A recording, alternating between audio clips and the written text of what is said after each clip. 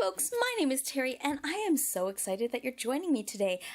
Today is Miniature Monday and I am painting a miniature on the channel for the first time in what feels like a long time, and I think that that's a darn shame. I need to be painting more and I want to encourage you to paint more as well. Today I'm going to be kind of expanding my horizons, going outside of miniature war games and painting some role-playing models. These minis are from WizKids.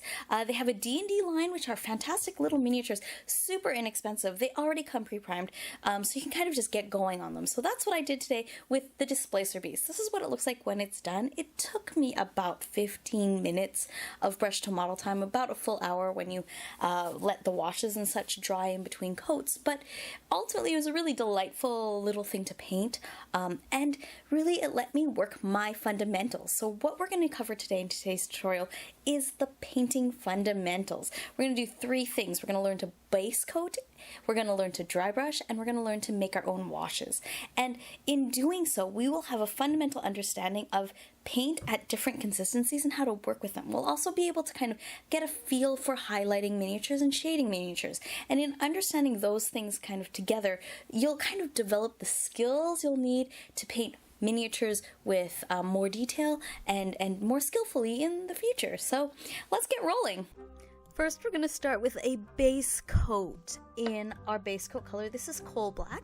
And we are going to thin down the paint on our palette before we apply it to the model to the consistency of about coffee cream. Something a little bit thick, but not like straight out of the pot thick. Sometimes when you get paint right out of the bottle or pot, it looks like sour cream. You want to add a little bit of water to it so it doesn't obfuscate the details on your miniature, and it also doesn't hold any brush strokes. Next, we're going to dry brush. Now, dry brushing is this technique where we take paint straight out of the pot, load it into our brush, and then wipe like 95 to 99% of that paint off the brush, and then drag the remaining paint that's in the brush across the miniature. It lets you get highlights on the miniature that look really beautiful and natural without having to like focus and paint them down. You can do this with a really big brush, and I honestly prefer to. It's really easy and quick to get those highlights on that miniature.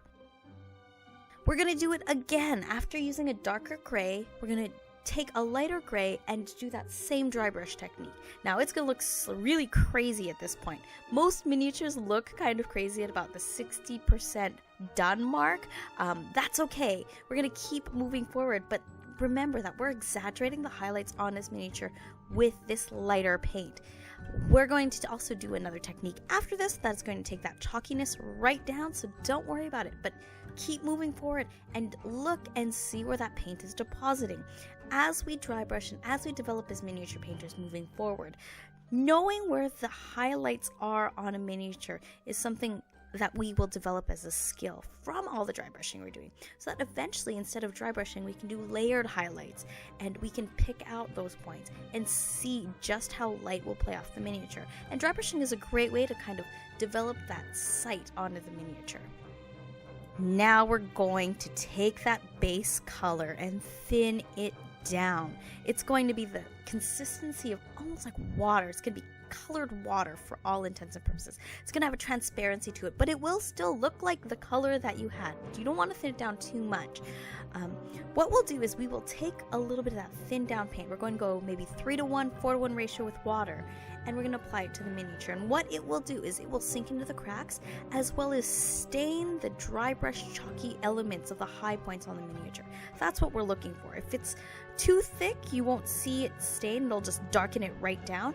And if it is too thin, you'll find that it doesn't look like it's doing anything on the miniature. You can adjust your paint in your wash to make sure it's doing what you want it to do. And if you put it on the mini and you don't like it, you can always take a wet paper towel and just wipe it off and try again. Now it's time to paint the details. We're going to use the same consistency we did with our base coats at this stage. You may want to take it a little bit thinner so you have a little more control over the paint, especially on a really fine tipped brush. Having more water in your paint, the finer the tip of your brush is, the better it is, the easier you can kind of control the paint, and you can always do more layers later on. If you use really thick paint on a really fine tipped brush, sometimes that paint will actually dry on the end of the brush and you'll essentially ruin your brush by doing that. So keep it nice and thin and keep the paint nice and loose, and paint in the details. I'm using an ivory to paint in the bristly parts of the tentacles and the teeth. I'm using a little bit of a reddish pink color to paint in the ears, the mouths, and the edges of the tentacles, and a little bit of yellow in the eyes, and that's all you need. The final thing we're going to do is we're going to paint the base in that gray mid-tone and let that base coat set and put a final wash of black over it. Now that is it. It's not that hard. It does not take that long. If you have been kind of thinking about painting miniatures, this is the perfect miniature to start with.